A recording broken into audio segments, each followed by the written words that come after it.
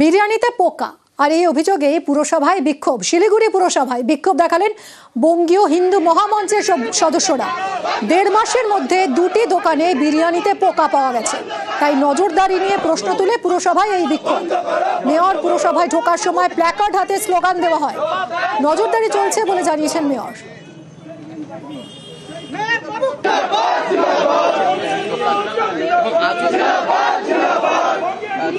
পরিষ্কার পরিচ্ছন্নভাবে আজও কি রয়েছে সেগুলো দেখবার বিষয়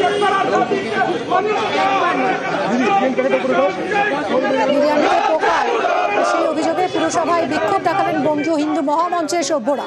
1.5 মাসের মধ্যে 2টি দোকানে বিরিয়ানিতে পোকা পাওয়া গেছে, তাই নজরদারি নিয়ে প্রশ্ন তুলে পুরসভায় বিক্ষোভ দেখান তারা। অন্যদিকে মেয়র জানিয়েছেন, শিলিগুড়ির মেয়র জানিয়েছেন নজরদারি চলছে।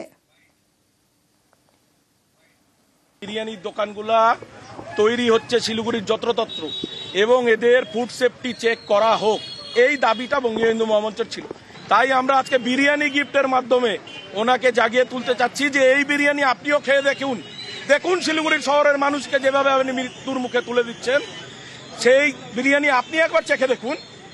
সেই চেখে দেখাতে আমরা এসেছি। এবার মেয়র সাহেব উনি দেখা করবেন কি করবেন না, আমরা প্রতিনিধি হিসাবে 5 জন যেতে চাই।